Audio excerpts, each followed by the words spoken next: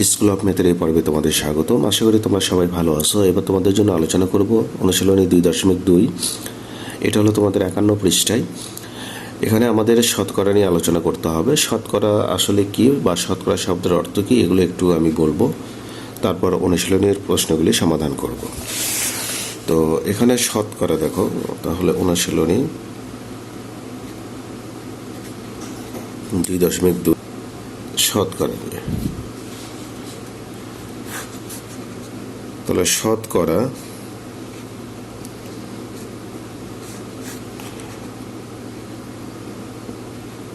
শতকরা একটি ভগ্নাংশ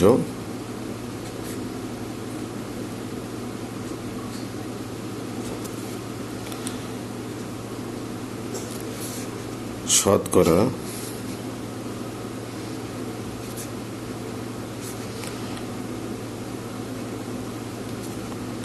শব্দের অর্থ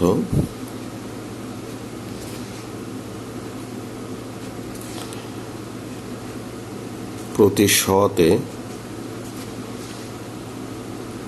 বা প্রতি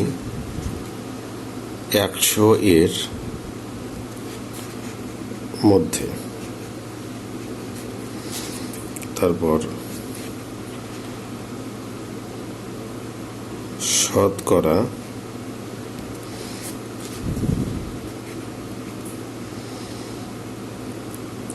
একটি ভগ্নাংশ, যেটা আগেই বললাম, যার হর সব সময় 100। তারপর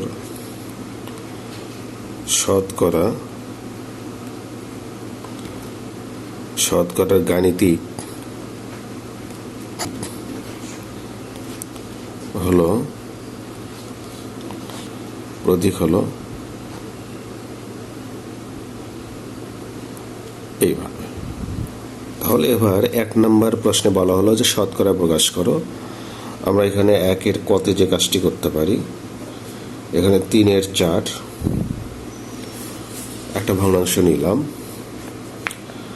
আচ্ছা, এখানে শতকরা তুমি 2 ভাবে প্রকাশ করতে পারো। এখানে দেখো, লব আর হরকে তুমি 100 দিয়ে আগে গুণ করবে, 100 দিয়ে গুণ করবে। যেহেতু শতকরার হর 100 থাকবে সব সময়, এটা তোমরা একটু আগে জানলে, এই কারণে এই 100 কখনোই কাটাকাটি করা যাবে না। এই 4 দিয়ে তুমি এই 100কে কাটতে পারবে। 4 25 100, 3 25 75, নিচে থাকবে 100। এখন যেহেতু হর 100, এই 100 যখন তুমি নিচে পাবে কোনো একটা ভগ্নাংশের, তুমি লবকে তখন শতকরায় এভাবে লিখতে পারো, পার্সেন্টেজ আকারে তুমি এভাবে লিখতে পারবে। এটাই তুমি চাইলে এভাবে করতে পারো। দেখো, অথবা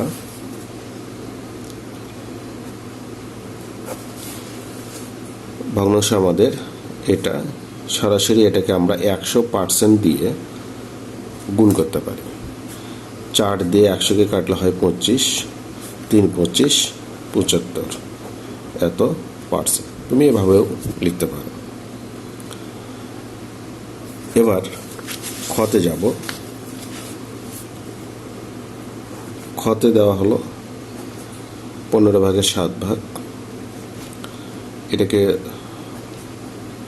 আমি সরাসরি 100% দিয়ে গুণ দেব।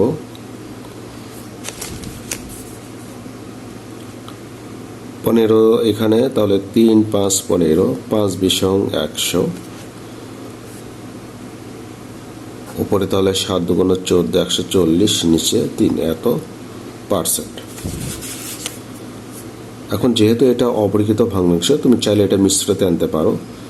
তো আমরা যদি 140কে ভাগ করি 3 দিয়ে, তাহলে কয়বার জয় দেখো, 3 4 12, 2 3 6 18, আবার 2, তাহলে আমরা লিখতে পারি 46 সমস্ত 3 ভাগের 2 ভাগ।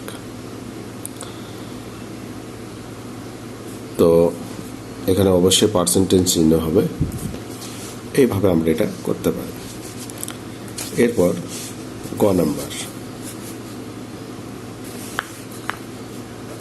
নাম্বার আমাদের দেওয়া হলো 4/5, 5 ভাগের 4 ভাগ। এটাকে আমরা তাহলে সরাসরি 100% দিয়ে গুণ দেব। 100%, 5 বেশি 100, তাহলে 4 দুগুণ 8, 80%। এটাই উত্তর। এরপর ঘ নাম্বার 2 সমস্ত 25 ভাগের 6। 2 সমস্ত 25 ভাগের 6। এখন আমরা কি করব, এই মিশ্রকে অপরিকৃত করব। তার 25 দুগুণ 50 আর 6 56, নিচে 25। এটাকে আমরা সরাসরি 100% দিয়ে গুণ দেব। 100% দিয়ে গুণ দেব। 4 25 100। এখন আমরা যদি গুণ দেই, 4 6 24 4, হাতে থাকবে 2, 4 5 20, 22 এত পার্সেন্ট। এটাই উত্তর। এরপর তোমাদের অ নাম্বার, যেটা দশমিক আকারে দেওয়া হলো, ভগ্নাংশ এভাবেও থাকতে পারে, দশমিক ভগ্নাংশ। আমরা কি করব,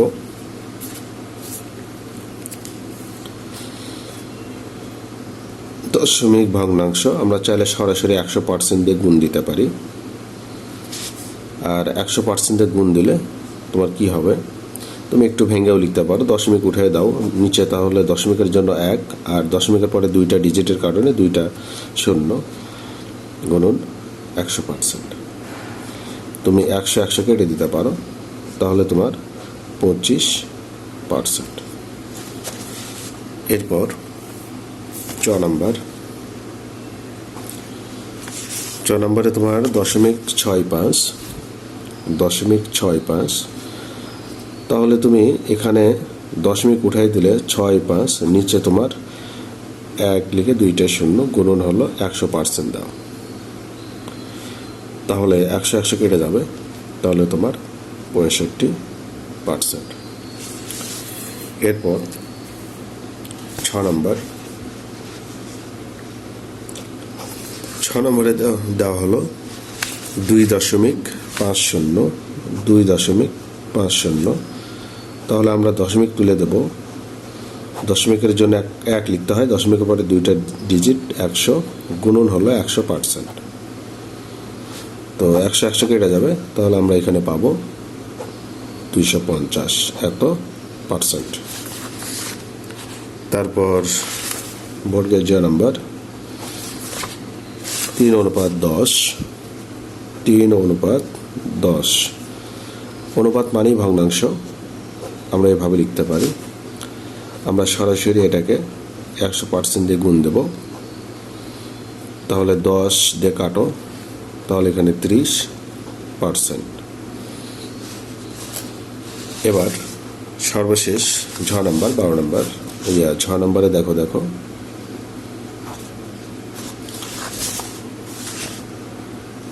তাহলে এখানে আমাদের 12:25 দেওয়া হলো। আমরা এটা ভগ্নাংশ আকারে লিখব। আর এখানে সরাসরি আমরা 100% দিয়ে গুণ দেব। 4 25 100, আর এখানে 4 12 48 এত পার্সেন্ট। আমরা এভাবে শতকরা প্রকাশ করতে পারি।